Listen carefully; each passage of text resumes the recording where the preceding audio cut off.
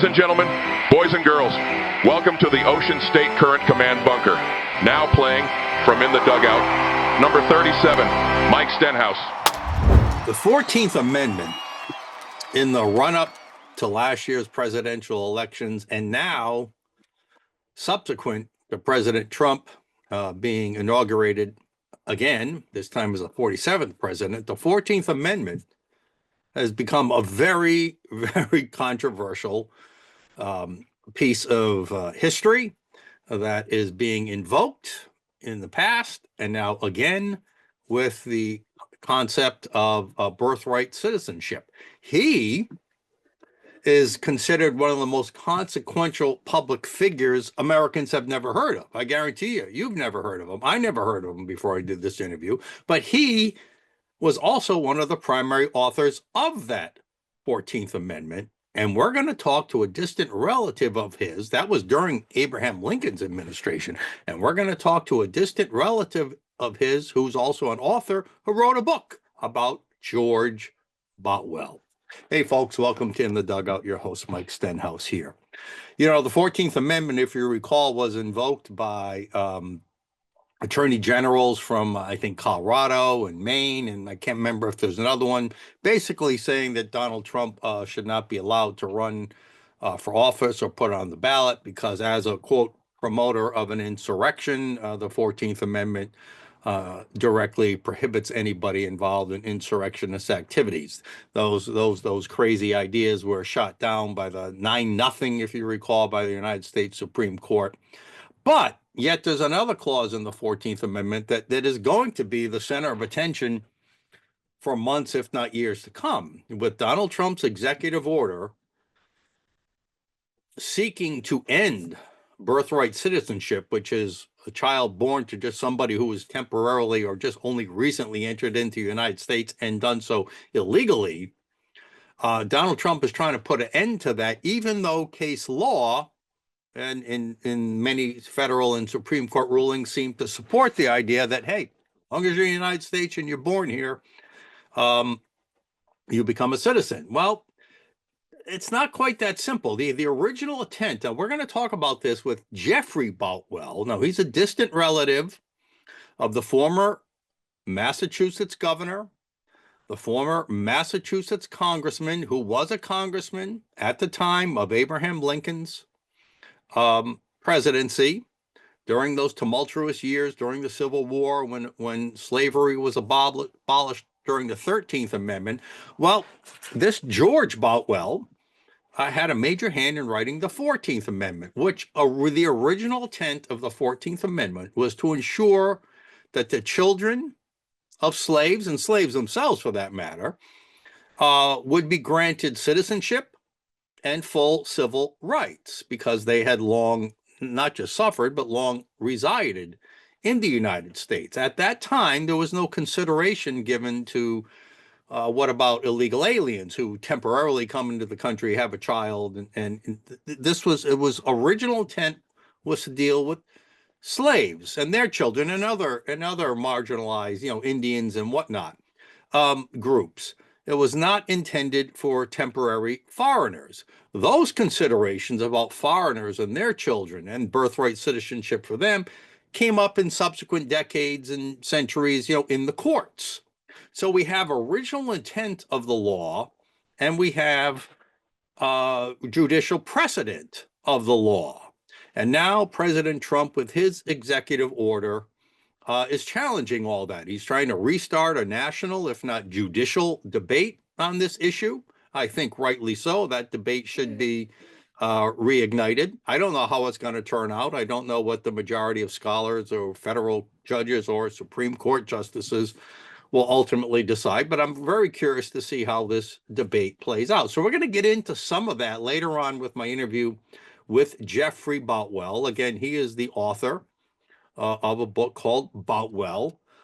He's positioned as one of the most consequential public figures Americans have never heard of.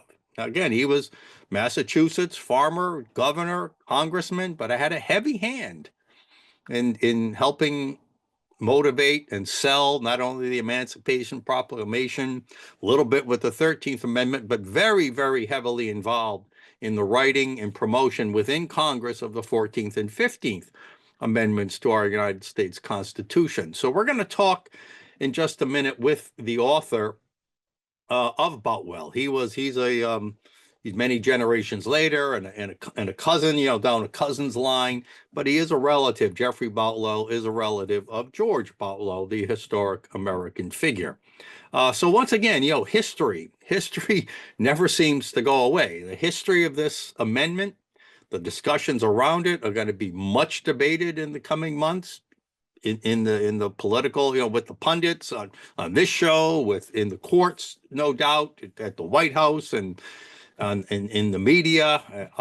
It's going to be the 14th Amendment. You're going to be hearing an awful lot about it. You'll get very familiar with the terms that we'll discuss in just a few minutes with Jeffrey Boutwell. So once again, history is right back, right in our face, right in our laps, and we've got to try to interpret it, not only as a people, but as a judicial society. So we'll see how it goes. So without any further ado, let's get to our interview with the author, Jeffrey Boutwell. Quote, he was a farmer, governor, congressman, senator, and cabinet member. George Boutwell deserves to be remembered, flaws and all, as one of America's greatest champions of human rights. That's a quote from our own Rhode Island Providence Journal former editor Ed Acorn, who we've had on this show, who I've got to know well. But that's his comment about the book, Boutwell, authored by one of a distant relative, I guess. We'll learn about that, Jeffrey Boutwell. So, Jeffrey, we welcome you to In the Dugout. Great to be here, Mike. Thanks for having me. So this is, here's just a quick, one of the pages I found your book. It's called Boutwell, Radical Republican and Champion of Democracy. Before we get into the book and about Boutwell, he was from Massachusetts, and you're kind of related to him. I mean, you share the same last name, right? Oh, absolutely. We're both from kind of New England farming families. Our common ancestor was James Boutwell, who arrived on these shores in 1632 as an indentured servant. He had to, pay his way or have his employer pay his way over here. He had to work that debt off for 6 years in Salem, Mass. He finally got his freedom in 1638, went on to propagate the Boutwell families, who became primarily farmers. Mine family lineage is New Hampshire, George's was Massachusetts, but we're distant cousins. Wow. So just a quick aside. I always wondered about that. I mean, I know the concept of indentured servant, and we're going to be talking about slavery in the 14th Amendment, the Emancipation Proclamation coming up here. But is there in your mind, a close comparison between slavery and indentured servitude? Good question. Probably depends on the situation. In some cases, I think indentured servitude would probably be very close to slavery, where the person, in that category is dependent upon their employer for all of their means, their sustenance, especially if they're sharecropping and they get in debt to their employer. In James's case, our relative, essentially his employer paid his way over here on a ship, landed here in 1632. He had to work off that debt in 6 years. So no, that was not akin to slavery, but in some cases it can be. Yeah, I mean, I guess in many indentured you could earn your way out of it, right, and become a free person, but not with the slaves until Lincoln and your relative came along. All right, before we get into the book, George Boutwell, who again was a close colleague and associate of Abraham Lincoln and Ulysses Grant, just a little bit more about you, Jeffrey. You're a writer and a historian. Just a little bit more about your background. Grew up in the Boston area, diehard Red Sox fan. Yeah, baby, yeah. Lived and died in the 67, 75, and 86 World Series, all of which I remember painfully prior to the victory in 2004.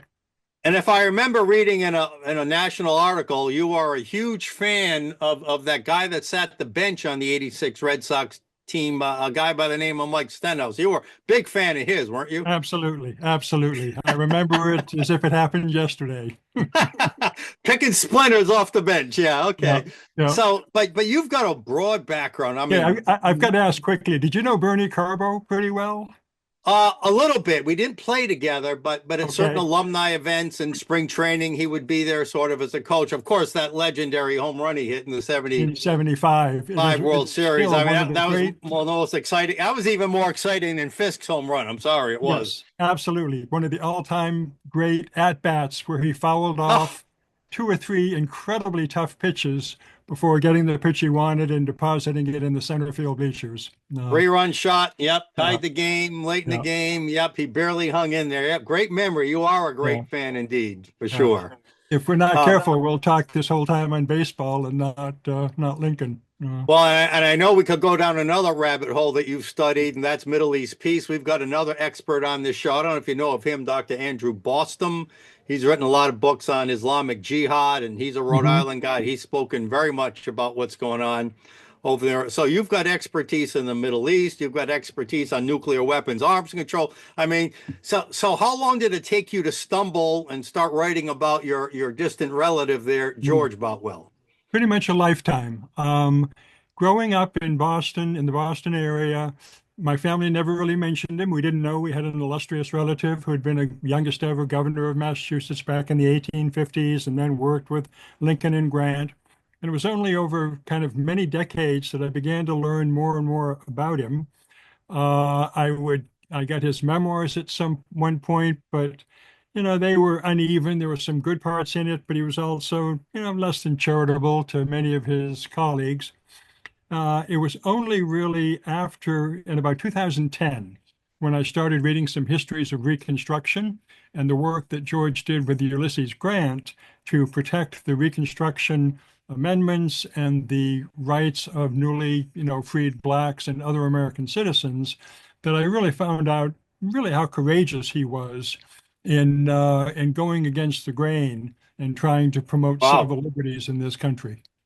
So in your book, I think you describe, we'll call him your cousin, your distant cousin, George Boutwell, as the most consequential public figure that Americans have never heard of.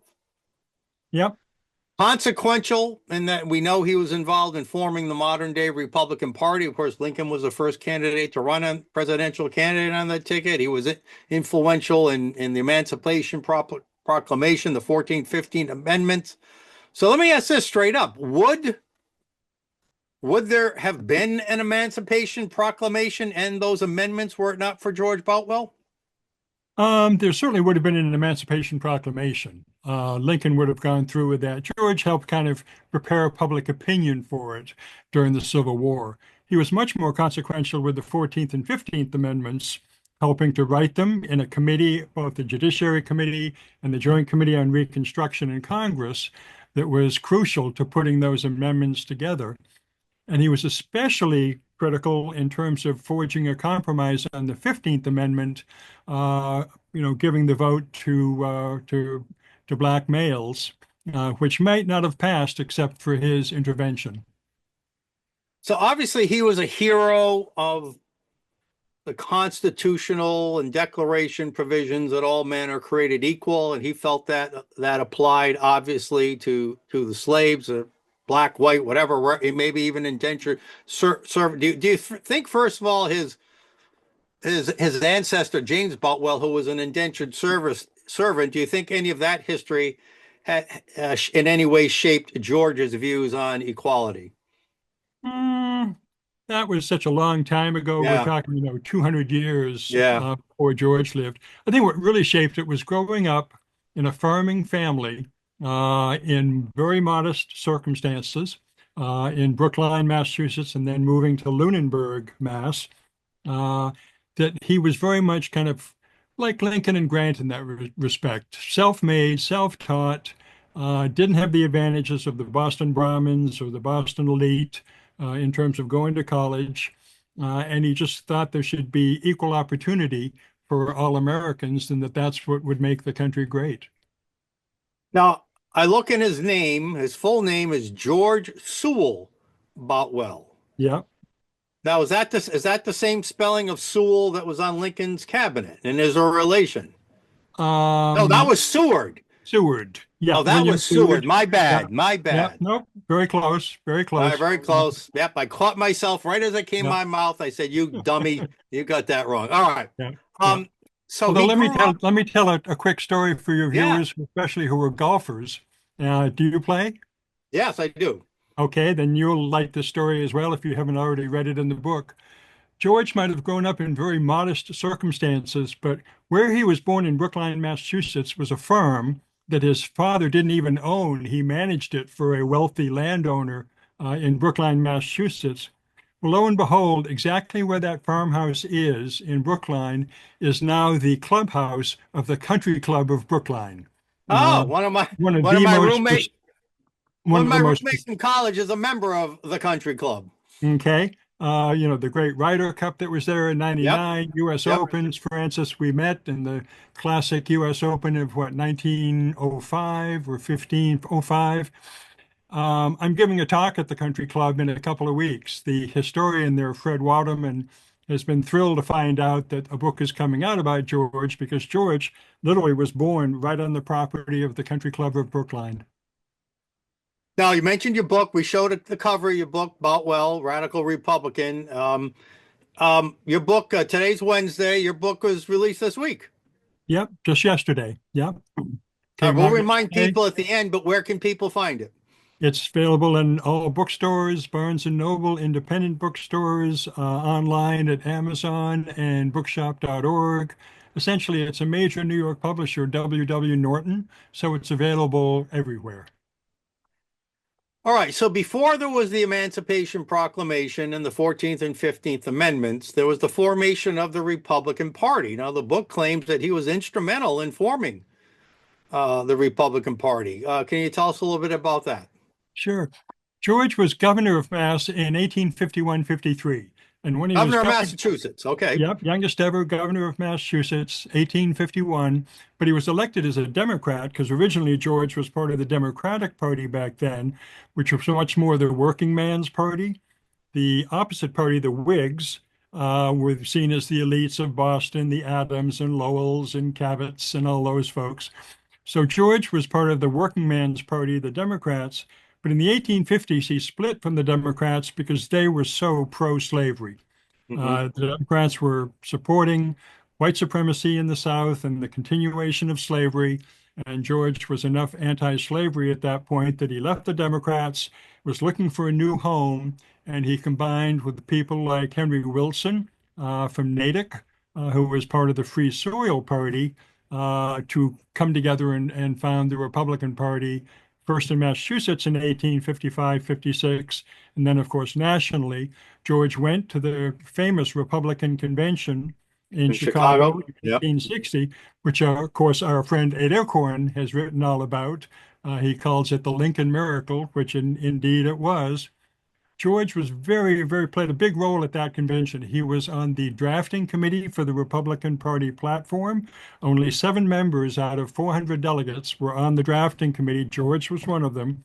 He then went to Springfield after the convention to meet with Lincoln. That's where he met him for the first time. And that was the start of a wonderful 5-year relationship up until Lincoln was assassinated. Do you know if he originally supported Lincoln? Because there was a very contentious, a lot of good candidates in that 1860 Republican primary. Essentially, he did. George, he did support the favorite son candidate from Massachusetts, Nathaniel Banks, who was the governor at the time. Banks was a, favorite son candidate for president of the nomination, but everybody knew he had no choice. So it was all a question of, okay, I'll support Banks on the first ballot, but once that's over, I'm going to go for Lincoln on the second ballot. So he got to know Lincoln after the primary convention in Chicago. Went out to Illinois to meet with Lincoln, and apparently they hit it off. Was Boutwell initially named part of Lincoln's administration Not after he was initially. elected? When the war broke out in April of 1861, the Massachusetts governor, John Andrew, appointed George to be his military liaison to Washington. And Oh, George made a couple of very dicey risky trips through rebel-held territory in Maryland to get to Washington to help coordinate the supply of troops and, materiel to the Union government. Got to know Lincoln more then. He was then Yep. sent to Go ahead. Sounds a little bit like our Governor Sprague, who organized a militia or a troop to march down to Washington to help in the North in the Civil War effort. I don't know if you're Very familiar with. much. Governor Sprague, who then married Kate Chase. Right, right. Yep. So anyway, George got to know Lincoln through that military work for the Union. And then because of his previous experience as governor, he was a good candidate to become Lincoln's first Commissioner of Internal Revenue in 1862. Oh, wow. All right. So Yep. Sprague, we know from Rhode Island, was a very wealthy businessman. Cranston Print Works still exists, which dyed clothing and all that. Was Right. Yep. Boutwell a wealthy man at that Not at time? all. No, he was a lawyer at that point, and he was, earning a decent living as a lawyer, but he was still a public servant. He had been secretary of the Massachusetts Board of Education for 5 years, so he was very much a public servant, earning some money from his legal work. He was also a farmer in Groton, Mass. Had a 300-acre farm with vegetables and livestock, but not wealthy by any stretch of the imagination. So I don't know how much is known, but obviously, as the Civil War proceeds, Lincoln is looking for new moral cause to fight the war. He makes the Mhm. decision that slavery is the moral objective that might win, keep the people support of the conflict going on, which was getting more and more deadly every year. How did how did George ingratiate himself with Lincoln to get to the point where he could be so central to the Emancipation Proclamation and the 14th and 15th Amendments? That happened, Mike. Of course, Lincoln, folks who know that history know that the North at that point was not at all necessarily in favor of abolition. They were worried about blacks coming north and competing for jobs. They were worried about blacks asking for civil and social equality. So even though you had abolitionists like William Lloyd Garrison, who were the firebrands, many kind of moderates in the North were not in favor of abolition, which meant that Lincoln ultimately had to present emancipation as a military measure, not a political or moral issue. Oh, And he said, what we need to free the slaves so they can help us win the war against the Confederates. We can take them away from helping, you know, work for Confederate forces, but even more, eventually we can make them soldiers. And 200,000 blacks ultimately served in the Union Army and were crucial to winning the Civil War. George recognized that from day one. He was talking about that even before the war started. Unlike many other Republicans who said, oh, the war is for Union, we've got to preserve the Union, George said, BS, the war is about slavery. If there was no slavery, there would not have been treason on the part of the South. There would not have been war. We have to dismantle and destroy slavery if we have any hope of winning the war. And so he was kind of Lincoln's front man in talking to the public about the military necessity of emancipating the slaves. so he was kind of a spokesperson on that issue. Did he also do legislative liaison with Congress, or was that somebody else? That was later. Yeah. He, as Lincoln's revenue commissioner, he had access to Lincoln, every day. George worked in the Treasury Department right next to the executive mansion. He would walk over and talk to Lincoln about, appointing new assessors and collectors, but then they would start talking about emancipation. So he was kind of Lincoln's gadfly, among many others. He wasn't the only one, but an important one. So how critical was George Boutwell, your ancestor, distant relative, in the formation and advancement of the 14th Amendment? Okay. George, in 1863, George really liked the legislature. Best of all, he ran for Congress, went into Congress in 1863 after a year at the Revenue Department. Okay. And from 1863 to 69, he was a member of what were called the Radical Republicans. which included Thaddeus Stevens from Pennsylvania and Charles Sumner, of course, from Massachusetts. And these were the people who were pushing equality for blacks, the 14th, the 13th to begin with, and the 14th and 15th Amendments to not only free the blacks, but give them some modicum of civil equality. And George was appointed to a very important congressional committee, the Joint Committee on Reconstruction, and was an instrumental player on that committee in writing the 14th and 15th Amendments, and then, bending arms in the Congress to get it passed. So when you say radical Republican, you might have just mentioned it, but to be clear, what does that mean? A radical Republican? It does take some explaining, of course, in terms of it's different than our modern notion of what a radical Republican or any radical would be. Back then, it meant a progressive who was in favor of emancipation and promoting civil equality for all Americans. That's what made you a radical. There were many folks back then, both in the Republicans, including voting rights and all the other rights that those other abolitionists didn't believe in. Right. Okay. So George pushed that. And another way to think about it is they were also called Black Republicans.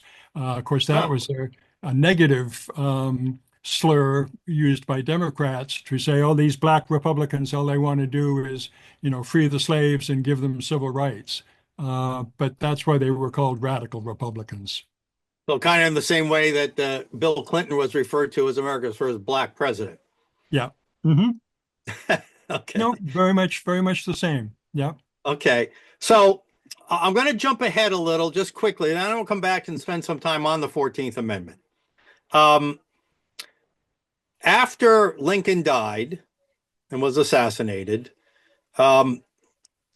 did Boutwell remain in government? Because I know we worked closely with Grant as well on Reconstruction, but was he still formally part of the administration?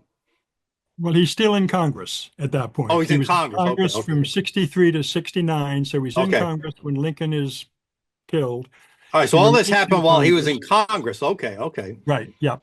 So he's in Congress working on the 14th and 15th Amendments and other legislation. He also was very prominent in the impeachment process of Andrew Johnson, who became president, of course, after Lincoln died.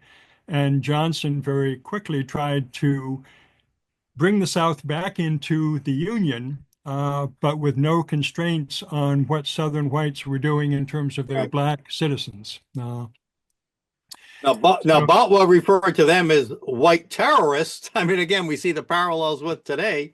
Yeah. He called those Southern Democrats white terrorists. Was that a bridge too far? Not in every case. The White Democratic Party regained power in the South, especially in the 1870s, through fraud, intimidation, violence, and murder. In 1875, in the state of Mississippi, which George was especially concerned with, you had wide-scale beatings and shootings of blacks for trying to vote, and that's what allowed the white Democrats to come back into power. Wow. And then he also had a little spat and disagreement publicly with future President Teddy Roosevelt. That came 20 years later after the Spanish-American War. If you can believe it, at the age of 80 years old in 1898, George is asked to become president of the Anti-Imperialist League, which was opposing Roosevelt's annexation of the Philippines after the Spanish-American War, opposing the sending of American troops over to Southeast Asia. Ultimately, 5,000 or 6,000 Americans died in that war against Filipino rebels. 200,000 Filipino civilians died. It was all kind of a forerunner of what happened 60 years later in Vietnam. Anyway, George was asked to lead that, campaign by people, a really broad group of folks. Mark Twain, Andrew Carnegie was involved with it. Jane Addams from Hull House in Chicago, just a lot of different stripes of politics and culture coming together. All right, so I remember. I think the movie was just called Lincoln, and I can't remember if that was the actor, but it was the one that was centered around the whole 14th Amendment, its passage in Congress. I don't remember that Boutwell, I certainly don't think Boutwell was featured as a congressman in that movie. Should he have been? No, he was totally absent, but yes, he should have been. I mean, this is one of my little hobby horses, and it's what has made this project so much fun, Mike. The fact that I share a last name with him, so I have a little bit of, Yeah. emotional investment in all of this. You got some genes in the game. I say that, George Boutwell has been hiding in plain sight for over 120 years. And there are some good historical reasons why. We could get into that later, why he's been neglected or dismissed. But yes, Go I'm ahead, glad. right now. Go ahead. Well, a couple of reasons. One, his association with Ulysses Grant. Most folks will know that for many years, Grant was considered a terrible president. He was a drunk, he was corrupt, nepotistic, incompetent. Ulysses Grant was always considered a great general, but a terrible president. But in the last 20 years, modern historians like Ron Chernow, who wrote Hamilton, and others have rehabilitated Grant and shown that he was a much better president than most people give him credit for. Ergo, George Boutwell's reputation has risen as well because he was Grant's Secretary of the Treasury. And for all those years that Grant was maligned, George Boutwell was maligned as well. So last year I read all of Grant's memoirs, that entire volume. Now I don't remember it, but was Boutwell mentioned in Grant's book? Oh, quite prominently. Okay, so I George just and didn't Grant, remember. they developed a very close relationship that extended to their families as well. And the relationship was so close, and this is something I'm really proud of in terms of, my family tie to him. George Boutwell was one of the pallbearers at Ulysses Grant funeral in August of 1885 that was Wow. witnessed by 1.5 million people on the streets of New York. George rode in one of the carriages right behind Grant's casket from Lower Manhattan up to Riverside Park, where Grant was, temporarily entombed before his monument was. Are there any photos of that event? Yes, there's one in my book that shows George in one of the Wow. carriages following Grant. Yeah, Grant's Like one casket. of my roommates from college, next time I go to New York to visit him, he wants to take me to Grant's tomb there. And I know his official burial place is somewhere else, but they've got the Grant's tomb there. All right, let's go back to the 14th Amendment. Now, the 14th Amendment and the 15th Amendment, just you say it, the differences between 14 and 15. 14th Amendment essentially tries to take the principles of the Declaration of Independence and put them into our Constitution. That all men and women are created equal. Back then, of course, it was just men. All men are created equal. There should be no distinction in terms of equality before the law, no matter what your status in life as an American. That was the 14th Amendment.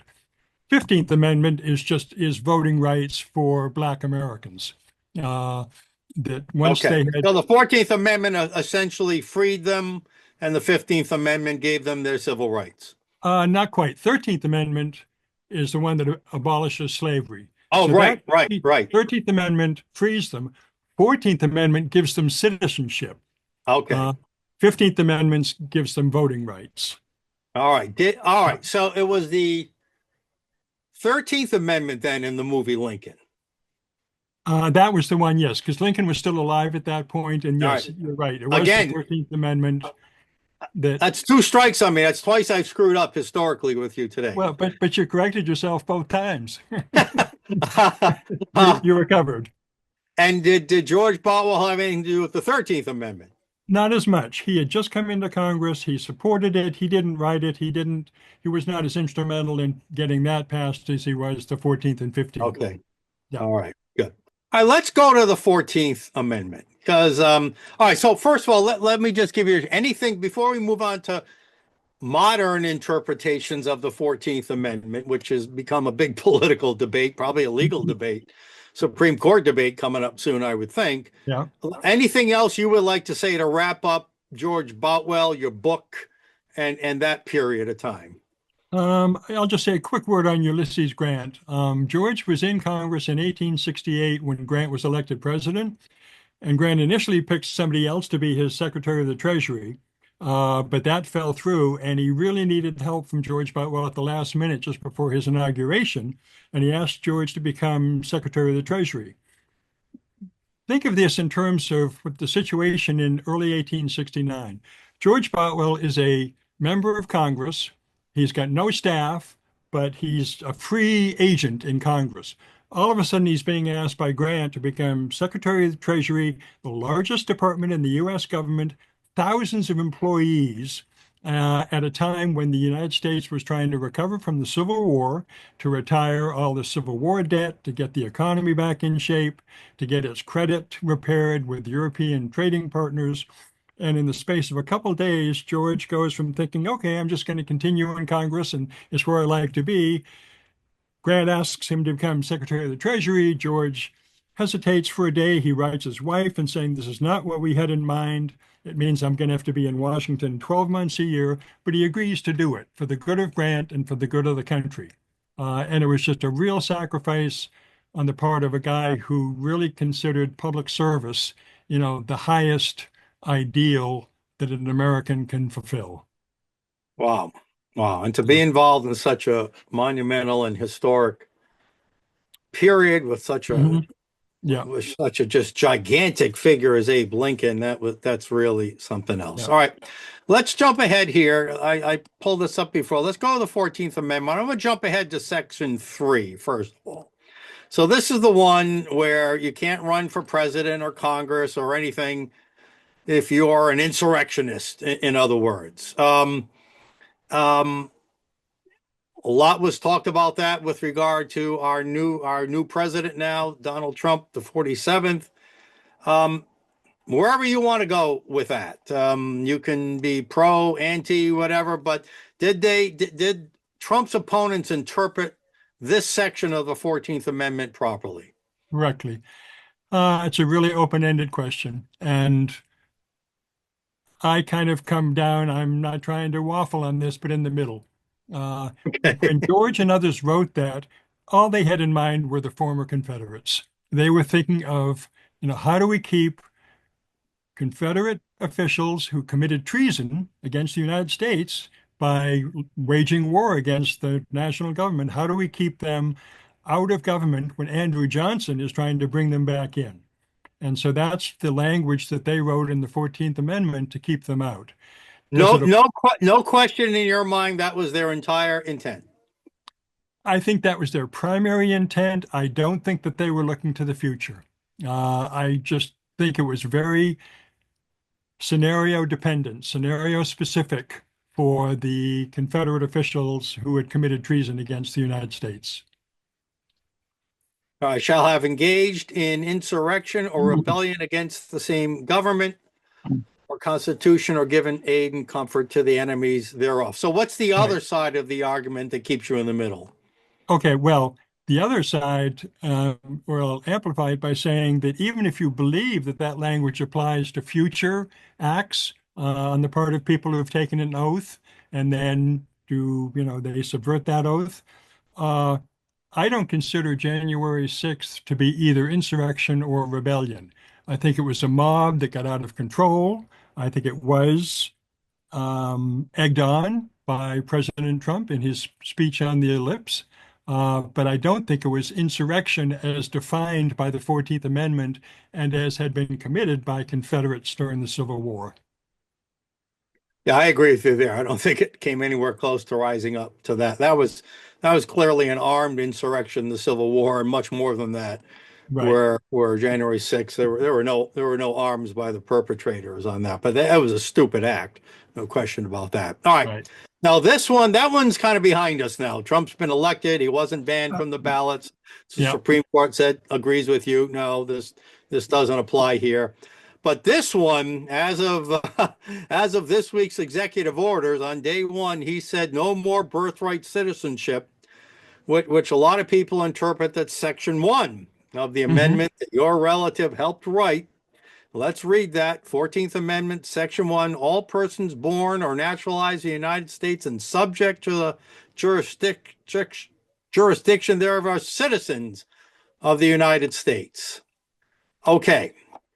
So the question then becomes, does that apply to this? Anybody who sets foot in this border is born, or but it also says and subject to the jurisdiction thereof. And that seems to be the rub where the real question is. But again, I'll throw it open to Mhm. you. President Trump wrote an executive order putting his interpretation to this 14th Amendment out there.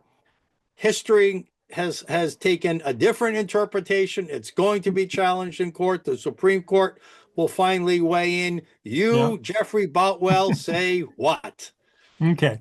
First of all, obviously I'm not a constitutional scholar, although I have learned a hell of a lot about it in writing about George. If you go by original intent, which I think is a reasonable thing to do, and we just did that with rebellion and insurrection. If you go by original intent, the intent of George and the other framers was that, yes, birthright citizenship is now the law of the land, and Donald Trump, through an executive order, is not able to overthrow that. It would take another constitutional amendment or a modification of that amendment to end birthright citizenship. Now, the reason one of the big rationales for birthright citizenship, of course, was to make sure that all blacks who were born in this country became citizens, even if they were born into slavery. So birthright citizenship was more important than your condition of servitude or slavery in terms of becoming a citizen.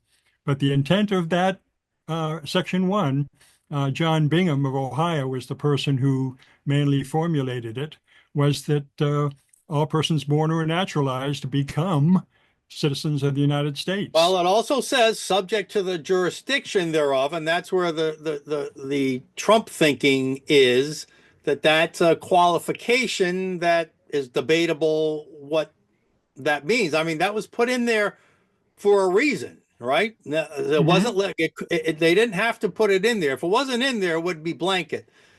So subject to the jurisdiction thereof, what in God's word name does that mean?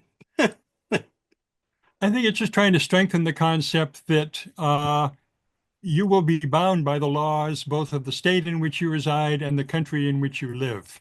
So you're going to be subject to the jurisdiction both of your local and state governments and the national government. So if you're and again, I tend to, I don't know where I am. I mean, I'm just looking for constitutional and logical common sense discussion on this. If you're subject to the jurisdiction of the United States, can you also be subject to the jurisdiction of the country from which you came? Ooh, that's out of my pay Yeah. grade. So that's a In terms, question I have. yeah, Okay, in have you terms of just forfeited your other citizenry just because you stepped foot in the United States? not in all cases, of course, because you could be a dual citizen. True. Yeah, I don't really know how that would, how that would work. All right, so these are the thorny issues that probably within the next year our Supreme Court will rule on. I would imagine we'll have oral arguments in the fall or winter and a ruling on this maybe 14, Mhm. 16 months from now. So I mean, think about that, Jeffrey Boutwell, your ancestor, George Boutwell, his words are going to be front and center in the United States Supreme Court. Their original intent will be interpreted, and some kind of probably permanent ruling is going to be made on something written by somebody in your family genealogy. That's pretty Yep. cool. It gets even cooler than that, Mike, in the sense that the other issue I really want to raise with the 14th Amendment, which I think is just as important as birthright citizenship, is national protections of individual liberties. George Boutwell was Where is quoted. that? Show me the language on that. Um, it's all about due process and equal protection of the laws. It should be Section 2, Okay. uh, but it's not. Oh, it's Section 1. It's back in Section 1 as well. No state shall make or enforce any law which shall abridge the privileges or immunities of citizens in the United States, that's from the Constitution, nor shall any state deprive any person of life, liberty, or property without due process Oh, of due law, process, right? Sure, yeah. nor deny any person equal protection of the laws. And George Boutwell, this was, to him, this was even more important than birthright citizenship. It was taking the Civil Rights Acts and the civil rights provisions that were enacted after the Civil War and making sure that no state, and especially the white southern states, but it also happened up north, we weren't, free from that kind of prejudice and bias, that no state would be able to interfere with the liberties and voting rights of individual citizens. And so he constantly thought national citizenship trumps, no pun intended, trumps state residency. Got it. He would always say, where you live in a state is not nearly as important as the fact that you're an American. And as an American, you should get those protections no matter where you happen to live. And this is something you can probably tell I feel really strongly about. I've lived in 8 different states in my life. I've lived in Virginia, I've lived in Georgia, I've lived in Vermont, Illinois. Why should it matter which state I happen to be living in at any one time in terms of the liberties and protections I get under the Constitution? But in many cases, it does, in terms of privacy, in terms of medical care, in terms of voting rights and procedures. Where you happen to live at any one time is going to be just as important as the fact that you're an American. I'm so glad you brought that up because so many of the federal lawsuits we see, our own chairman of our nonprofit was had his livelihood as a surgeon taken away because made the religious decision not to take the vaccine during the pandemic, and he Mhm. sued. He didn't win, but he sued under the 14th Amendment equal protection Yeah. clause. Many other lawsuits in our state and federally. So I'm so glad you brought that up because you're right. That probably the 14th Amendment probably gets cited so much more for this Oh, particular clause than for any of the endlessly, other ones we discussed, right? endlessly. Yeah. Yeah. So that's Yes, really I agree. important too. But your main point is right. It's really satisfying and thrilling to know that a family member of mine worked on these issues 160, 70 years ago, and they're just as important now as they were then. And would you say, just to wrap it all up, just to give again a little proper context, based on your research, I can tell you're not a biased man. Based on your research, how much of this 14th Amendment and 15th, if you want, was the work of your relative, George Boutwell, versus other co-authors? Incredibly important. He was one of the principal drafters and writers of that language, one of the principal legislative managers who helped get it passed. He had to beat Charles Sumner to the ground to get him to agree to vote for the 15th Amendment. Sumner was a real purist. Literally? Literally?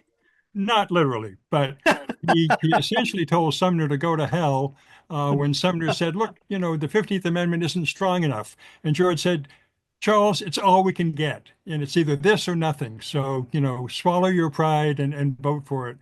The abolitionist Wendell Phillips worked closely with George on the 15th Amendment. He was very important.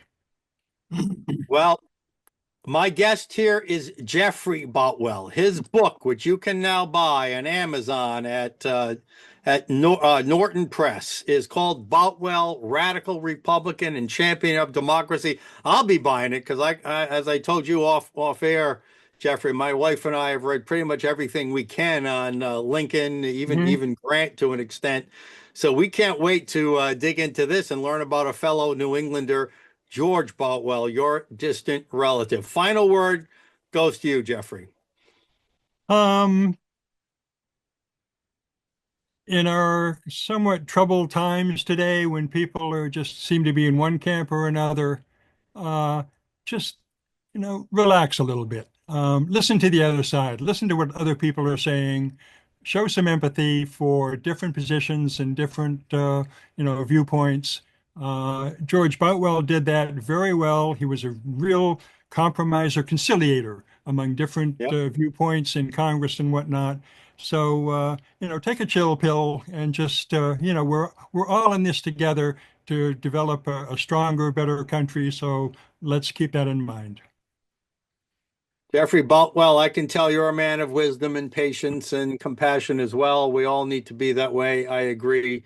Well, Thank you I'm a so Red much. Sox fan. Why wouldn't I And be? you're a Red Sox fan. Look, I didn't even show you. There's my Here Red it Sox is. ring from '86 to prove it. See that? Not bad for sitting the Excellent. bench, right? Um, I wish you great luck with your book. And hey, if you got any other commentary, whether it relates to your book or not, let me know. We'd be happy to have you back on. We're always Great, looking to Mike. bring, especially New England history, Yeah. to our show. Jeff Boutwell, thank Great. you.